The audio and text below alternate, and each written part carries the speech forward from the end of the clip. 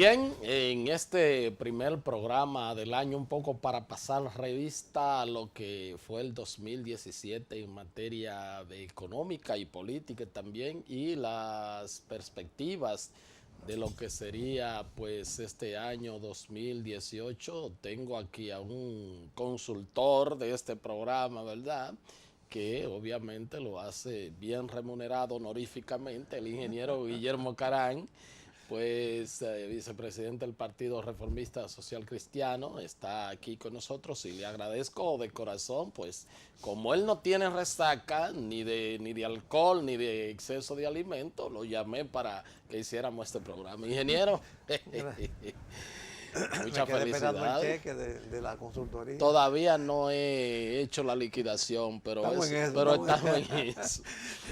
Bueno, tenemos varias evaluaciones preliminares, por supuesto, del 2017. Un tema que inclusive martilló a final de año la Escuela de Economía de INTEC, con lo que tiene que ver con el asunto este del endeudamiento.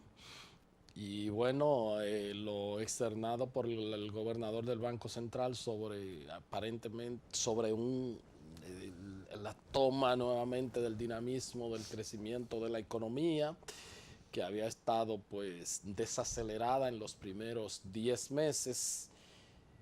Y bueno, por otra parte también un poco para que evaluemos todo esto, las palabras del jefe de Estado en Puerto Plata de una serie de obras que van a entrar en este año en funcionamiento, sobre todo la archipolémica Punta Catalina.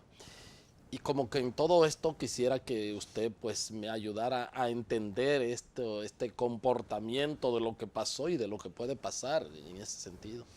Bueno, ojalá y entren las obras, sobre todo con el caso de Punta Catalina, para que haya energía buena y barata, Sí, porque claro. de hecho hay que advertir que el fin de año tuvo extraño en materia de suministro de energía, muchos apagones.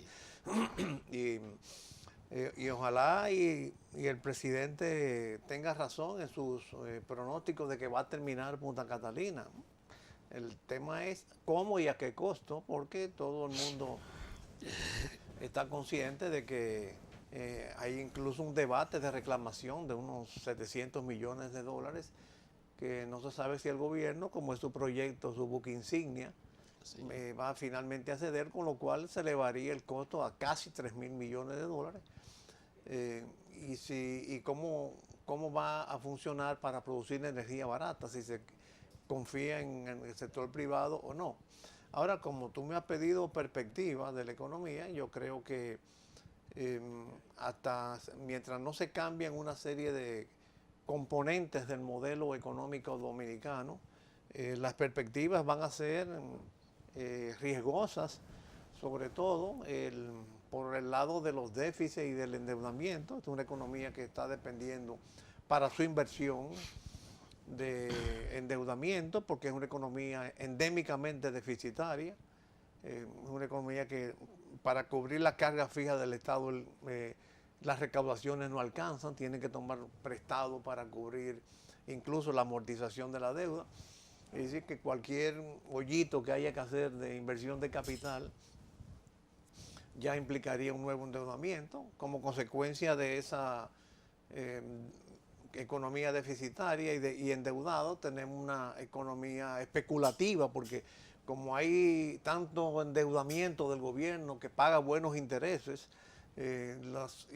los inversionistas domésticos, entiéndase bancos, inversionistas privados, fondos de pensiones, andan detrás de los títulos del gobierno, no andan detrás de la economía, no andan detrás de la producción de industrial, agrícola, sino andan cazando bonos del Estado para cubrir el déficit.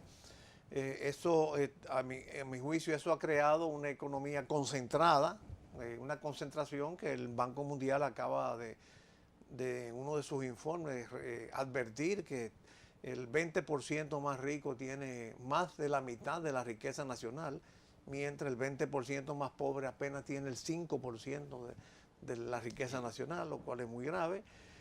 Y finalmente una economía ineficaz porque no se fomenta la competencia y la competitividad. El principal distorsionador de la competencia y la competitividad es el Estado, al fijar precios en los procesos precios de la energía y de los combustibles, en los procesos de licitación, asociada con la concentración de la riqueza. En resumen, yo diría que el año 2017 tuvimos un crecimiento económico que yo no cuestiono. Inclusive critico a los economistas opositores que se concentran demasiado en cuestionar el crecimiento, la cifra del crecimiento del producto, y también critico al gobierno porque si yo fuera gobierno, a mí me diera vergüenza pregonar un crecimiento económico que no ha reducido el desempleo, que no ha disminuido, porque el desempleo es el mismo, está en el mismo nivel de hace 13, 15 años, del año 2000, que no ha reducido la autosuficiencia de la economía, porque hoy importamos 2 veces y media más per cápita por dominicano.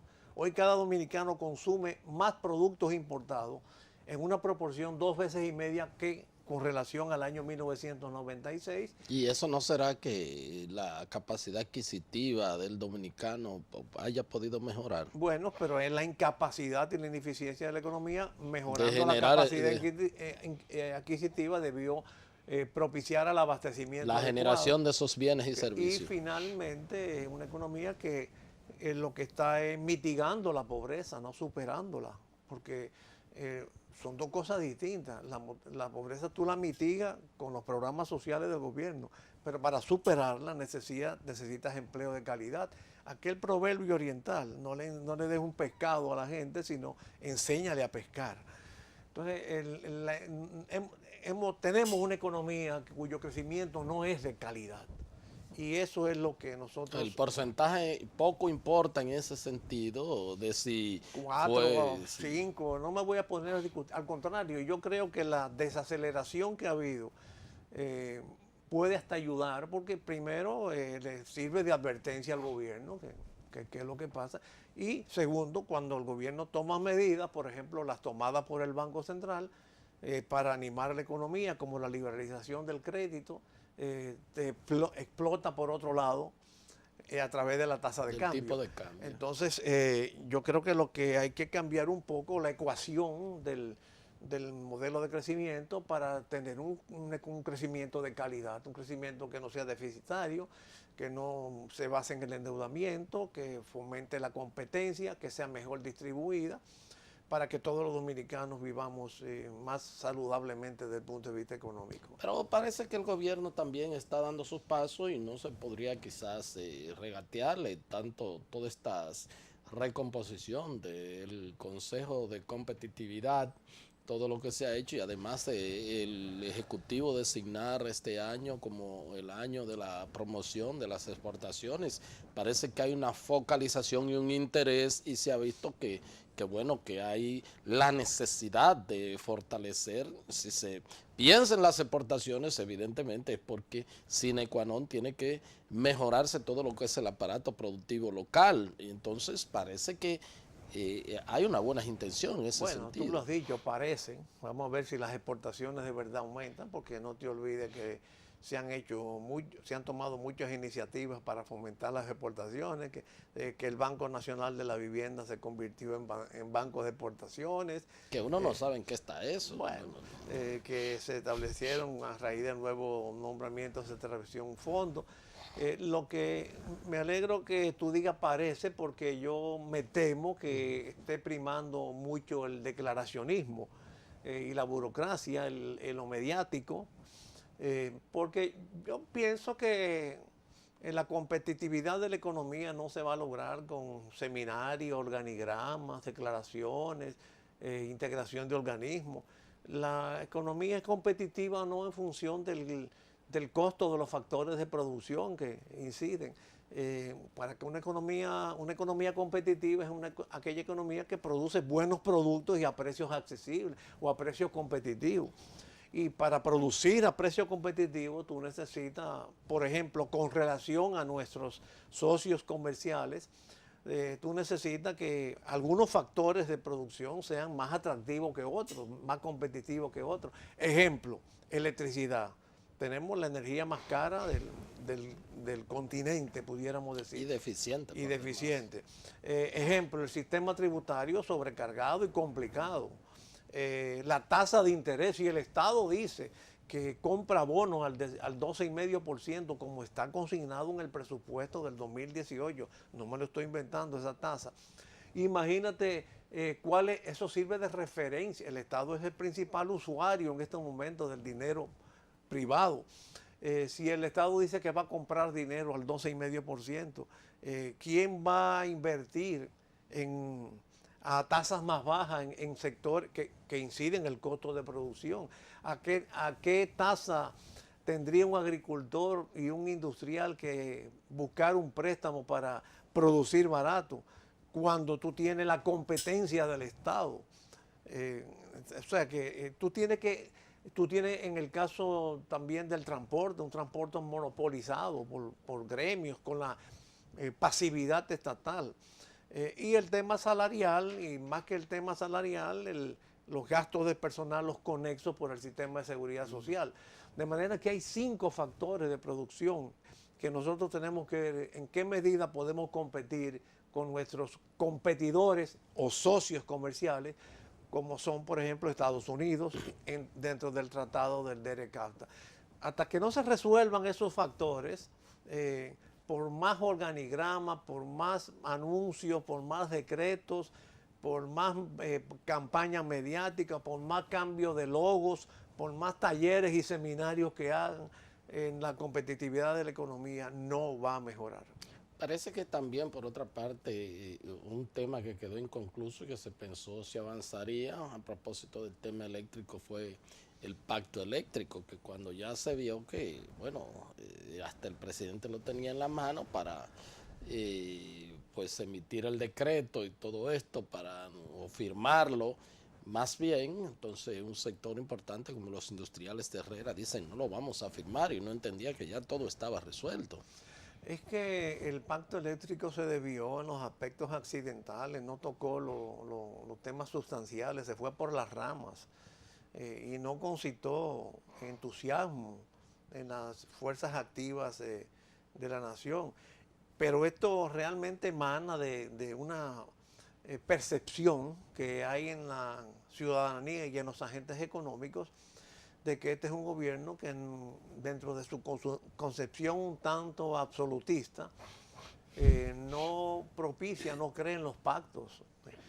No te olvides que en el 2012 el gobierno se retiró del pacto fiscal, abortó el pacto fiscal porque dijo que no quería discutir gastos, solo impuestos.